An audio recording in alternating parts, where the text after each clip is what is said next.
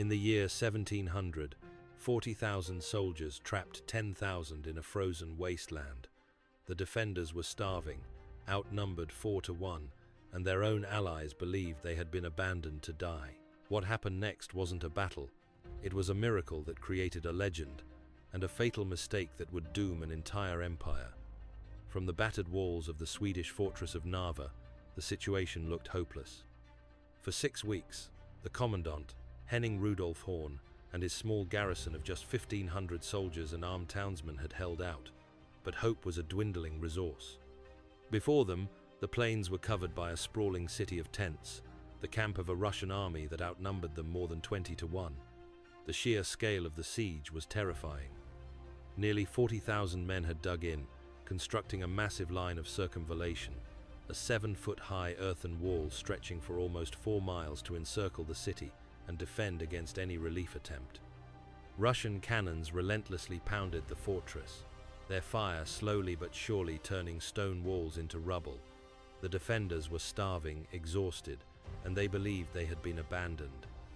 The only man who could save them was an 18-year-old boy, hundreds of miles away, who the world had completely underestimated. His name was Charles XII, the new king of Sweden. He was not a king who reveled in the luxury of his court. He was a creature of a different mold, forged in the austere and demanding crucible of a Lutheran upbringing and a Spartan education. From a young age, he despised comfort, preferring the hard ground to a soft bed, plain soldier's bread to a royal feast. While other princes learned the arts of diplomacy and courtly intrigue, Charles studied the campaigns of Alexander the Great. He was quiet, intensely pious, and possessed a will that could bend iron. When he was crowned at the unprecedented age of 15, many of the elder statesmen of Europe saw a child, a pawn to be manipulated.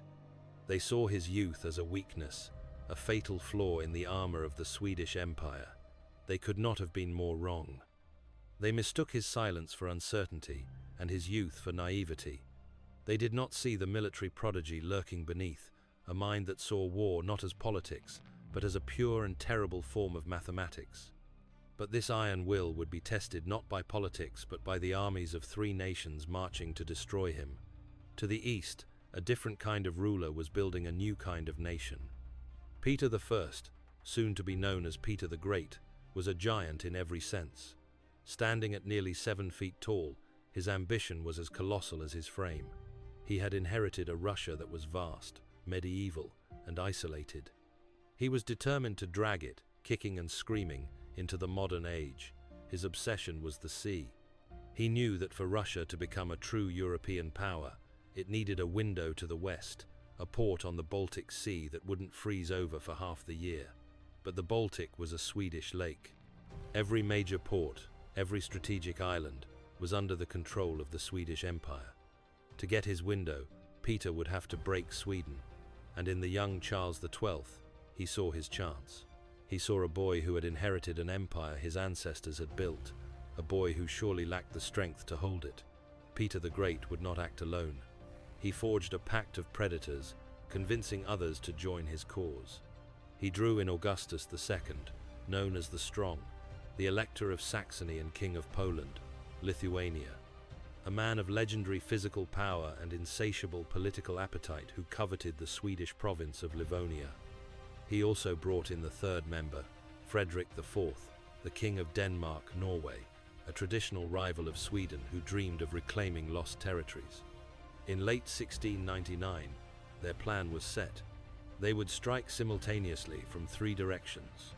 The Danish would invade from the west, the Saxons would march on the city of Riga, and Peter the Great himself would lead the main thrust against the key Swedish fortress of Narva.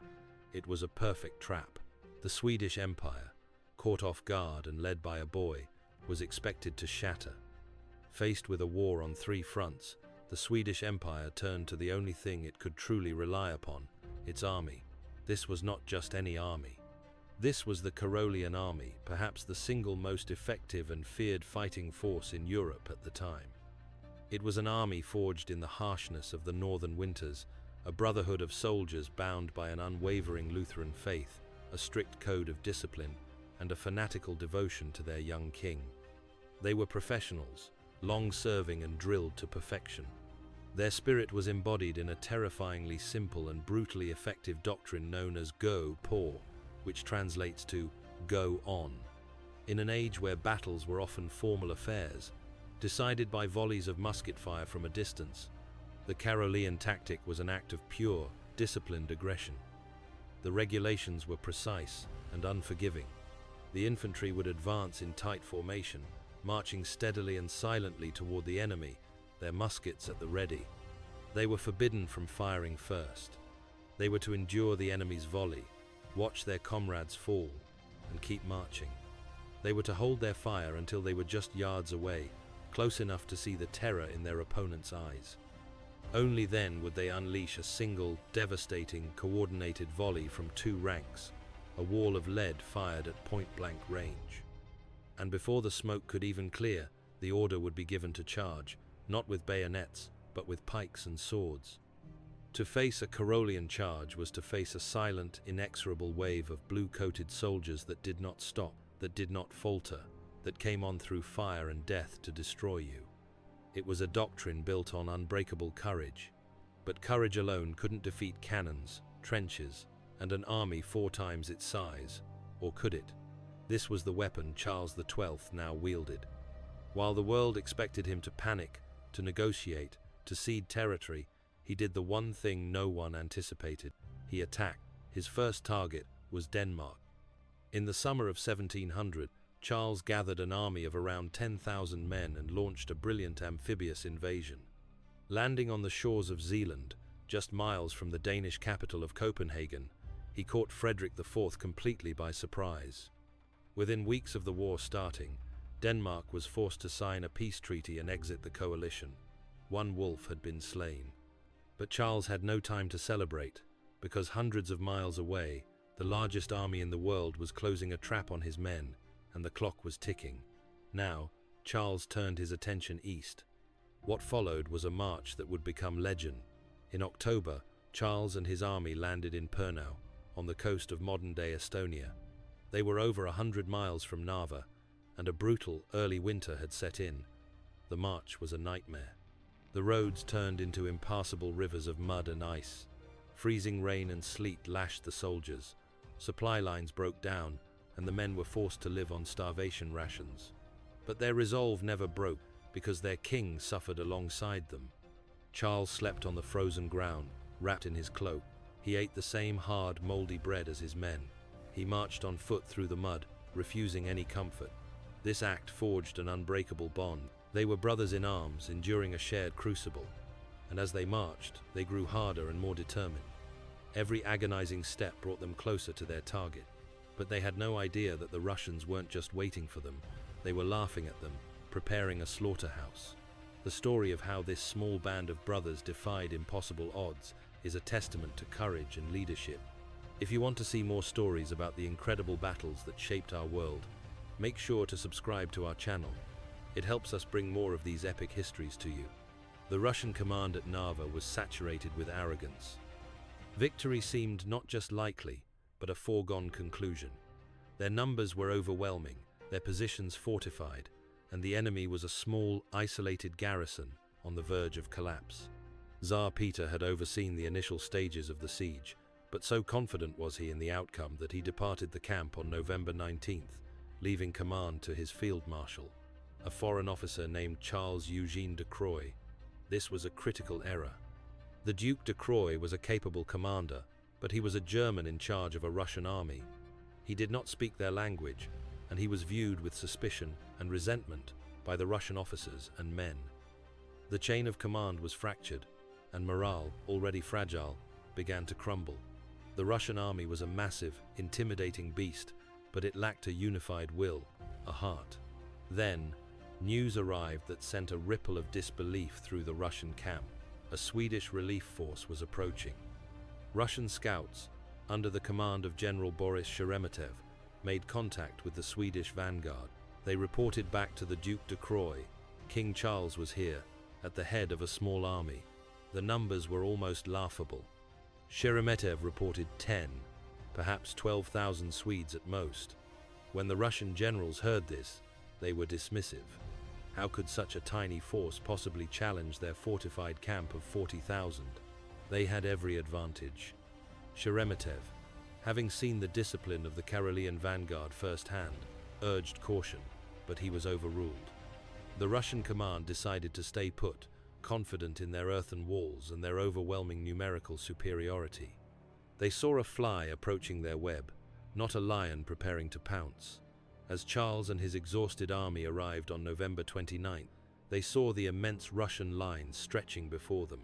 The situation looked hopeless. But as the king prepared his battle plan, something happened that would change the course of history. The weather, which had been a relentless enemy on their march, was about to become their greatest ally.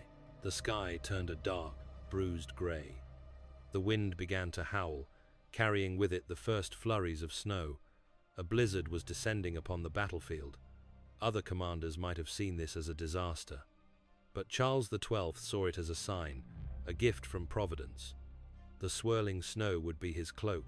It would mask the advance of his small army and blind the defenders on their earthen walls. In that moment, he made an audacious, almost insane decision. He would attack immediately, using the blizzard itself as his primary weapon. The morning of November 30th, 1700, dawned on a world of white chaos. A furious blizzard raged across the landscape, but inside the Swedish camp there was a calm, focused intensity. This was the moment they had marched for. At midday, with the storm at its peak, the order was given. 2 Swedish cannons fired, the sound muffled by the thick, swirling snow. It was the signal. Out of the white wall of the blizzard, the silent, ghost-like figures of the Karelian army emerged. They advanced in 2 columns, a force of just over 10,000 men, marching directly into the teeth of an army 4 times its size. The blizzard was blowing directly from their backs into the faces of the Russian defenders. The driving snow stung their eyes, soaked their clothes, and dampened the gunpowder in their muskets. They could see nothing. They could only hear the eerie, howling wind and the faint, rhythmic tramp of marching feet, a sound that seemed to come from everywhere at once. Charles's plan was simple and direct. The left column, under General Carl Gustaf Renskield, would strike the southern part of the Russian line, while the right column, commanded by General Otto Velink, would hit the center. Charles himself rode near the left column, a whirlwind of energy and command. The Swedes marched on, silent and resolute. They reached the Russian trenches, clambered over the frozen earthworks with fascines, bundles of sticks used to fill ditches, and stood atop the enemy ramparts. The shocked Russian defenders, many of whom hadn't even realized they were under attack until the blue-coated figures loomed out of the snow, let off a ragged, panicked volley. It was too late. The Karelian lines, now just 20 paces away, unleashed their own volley.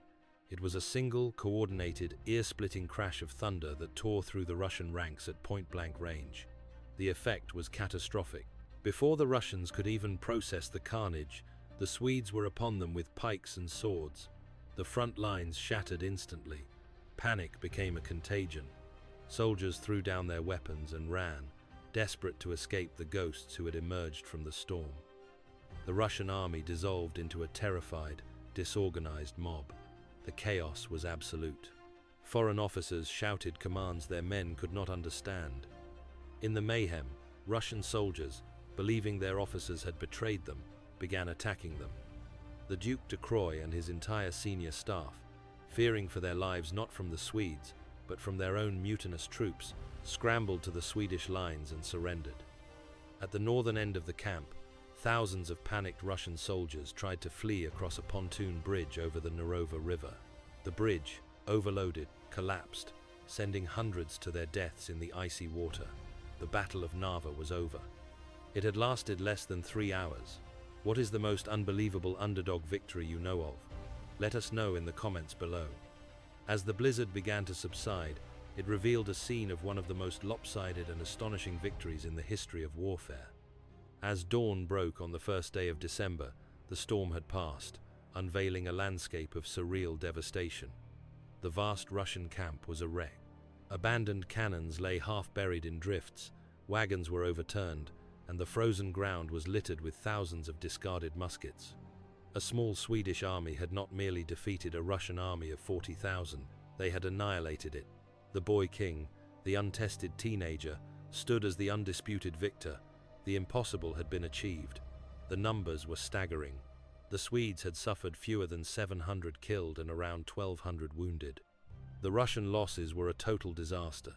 It is estimated that at least 8,000 Russian soldiers were killed, many of whom drowned. In a final, humiliating act, the remainder of the Russian army, trapped and demoralized, surrendered the next day. Charles captured nearly 20,000 prisoners, including 10 generals and the Duc de Croy himself. He seized the entirety of the Russian artillery park, over 180 cannons, along with all their supplies and the army's treasury. In a single afternoon, Peter the Great's entire modern army had ceased to exist. The news of the victory at Narva stunned the courts of Europe. It was a military miracle. Overnight, 18-year-old Charles XII was transformed into a living legend. He was hailed as the Lion of the North, the new Alexander. He was seen as invincible, a military genius touched by the hand of God. But in this moment of absolute triumph, the young king made a fateful, and ultimately fatal, decision. His advisors urged him to pursue the shattered remnants of the Russian army, to march on Moscow and remove Peter the Great from the war entirely. Russia was open, defenseless. But Charles, filled with the supreme confidence of youth and a deep personal contempt for what he saw as an unprofessional and cowardly Russian army, believed Peter was no longer a threat. He saw the true architect of the coalition as Augustus II of Poland-Lithuania, and it was on him that he would focus his wrath. It was the greatest strategic mistake of his life. Peter was humiliated by the defeat at Narva. It was a lesson written in blood and snow, and he learned it well. He famously said, "The Swedes will teach us how to beat them." And so began a furious, ruthless campaign of modernization. He rebuilt his army from the ground up, using the Karolian model as his template. He melted down church bells to cast new cannons to replace those lost at Narva. He implemented a draft, drilled his soldiers relentlessly, and fostered a new generation of Russian officers. While Charles spent the next several years campaigning in Poland and Saxony, winning battle after battle, Peter was in the east, patiently forging the instrument of his revenge. By letting Peter escape, Charles had won the battle, but he had just lost the war that truly mattered. The Lion of the North had created his legend, but in doing so, he had awakened the Russian bear, and that bear would have its revenge.